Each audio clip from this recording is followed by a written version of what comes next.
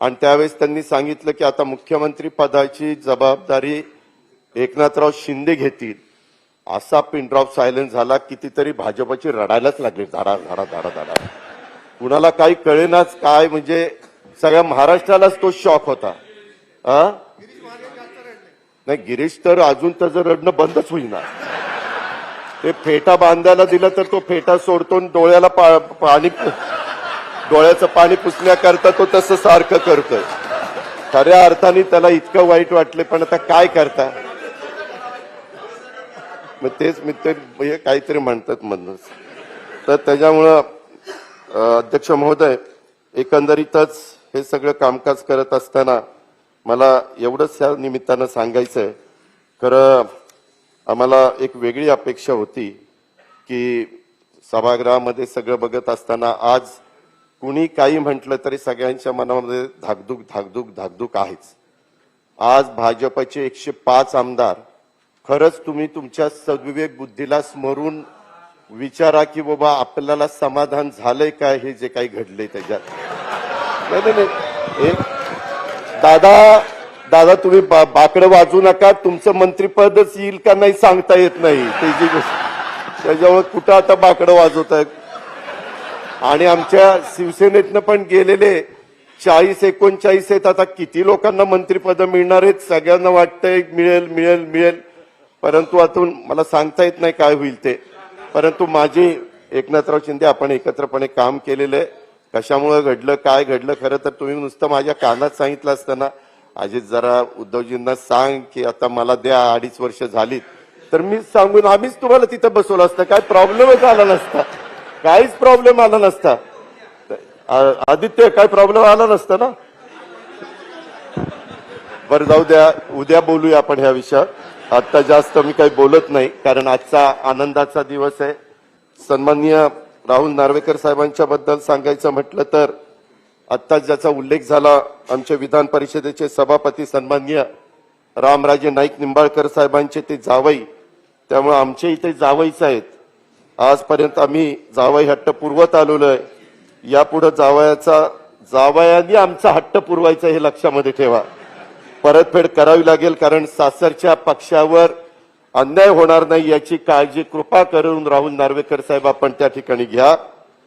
आधी त्याच्यामध्ये जुन्या मित्रांच्याकडे बघतीलच, त्याच्याबद्दल दुमतच नाही. त्याच्यामध्ये महाराष्ट्र विधानसभा आणि विधान परिषदेचे म्हणजे एकीकडे जावई आणि एकीकडे सासरे असं एकाच वेळी होण्याची पहिलीच वेळ, त्याबद्दल मी नार्वेकर कुटुंबियांचं पण आणि निंबाळकर कुटुंबियांचं पण या निमित्तानं अभिनंदन करतोय. राहुल नार्वेकर साहेब हे पूर्वी शिवसेनेमध्ये होते आणि त्यावेळेस मला कानावर आलेलं होतं की आदित्य ठाकरेंचे एक जवळचे सहकारी म्हणून आदित्य ठाकरेंच्या बरोबर तुम्ही काम केलं. लॉर्डच्या बाबतीतले कायद्याचं बरंचसं ज्ञान तुम्ही त्या ठिकाणी आदित्य ठाकरेंना देण्याचा प्रयत्न केला आणि आम्ही देखील अशा लोकांच्यावर लक्ष ठेवून असतो. आणि त्याच्यामुळं ज्यावेळेस तुम्हाला शिवसेनेमध्ये काम करण्याची संधी मिळाली, नंतर मला मावळ लोकसभा मतदारसंघामध्ये उमेदवार पाहिजे होता, अतिशय अभ्यासू सुशिक्षित पाहिजे होता. त्यावेळेस मी तुम्हाला विनंती केली, ती विनंती तुम्ही मान्य केली. मावळ लोकसभा मतदारसंघात राष्ट्रवादी काँग्रेस पक्षाचे अधिकृत उमेदवार म्हणून मुख्यमंत्री महोदय त्यांची आम्ही उमेदवारी जाहीर केली. दुर्दैवाने नरेंद्र मोदी साहेबांची जबरदस्त लाट असल्यामुळे मी म्हणणारे पराभूत झाले. त्याच्यामध्ये आमचाही उमेदवार राहुल नार्वेकरांच्या रूपाने पराभूत त्या ठिकाणी झाले. पण आपले अध्यक्ष फार हुशार, त्यांनी मला सांगितलं मी उमेदवार होईल, परंतु जर मला अपयश आलं तर मला सदस्य कुठेतरी केलं गेलं पाहिजे. आणि त्यांनी आमच्याकडनं मग विधान परिषदेचं सदस्यपद त्यांना त्या ठिकाणी मिळालं आणि त्यांनी ते चांगलं काम केलं. म्हणजे प्रवक्ता, शिवसेनेचे प्रवक्ते म्हणून त्यांनी उत्तम काम केलं, राष्ट्रवादीचे प्रवक्ते म्हणून देखील उत्तम त्या ठिकाणी काम केलं आणि त्याच्यामुळे विधानसभेचे अध्यक्ष म्हणून देखील तुम्ही उत्तम काम कराल, त्याबद्दल माझ्या मनामध्ये तीळमात्र शंका नाहीये. हे सगळं होत असताना एकंदरीतच तुम्ही इथपर्यंत पोहोचला. भाजपमध्ये आल्यानंतर एका गोष्टीचं मला मनापासूनचं कौतुक आहे. राहुल नार्वेकर साहेब कुठल्याही पक्षामध्ये गेले तर त्या पक्षाच्या नेतृत्वाच्या इतके जवळ जातात. म्हणजे आदित्य ठाकरेंना त्यांनी एकदम आपलंसं करून टाकलं.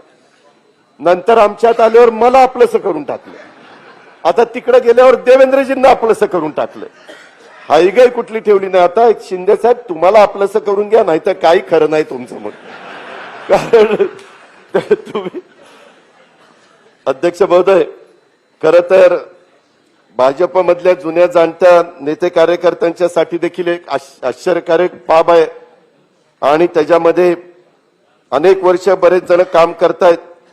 परंतु जे तुम्हाला कुणालाही जमलं नाही, मुनगंटीवार साहेब, शेलार साहेब, महाजन साहेब, ते आमच्या राहुल नार्वेकर साहेबांनी 3 वर्षामध्ये करून दाखवलं. हा प्रश्न निश्चितपणे एक कौतुकाचा आहे.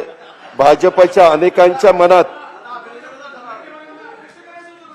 मी तुम्हाला सुचवलं होतं तुम्हाला की त्यांना अध्यक्ष करा म्हणून. हा विचार म्हणूनच त्यांनी आठवण करून दिली. म्हटलं काय बडबड करायची, तिथं बसून करावी.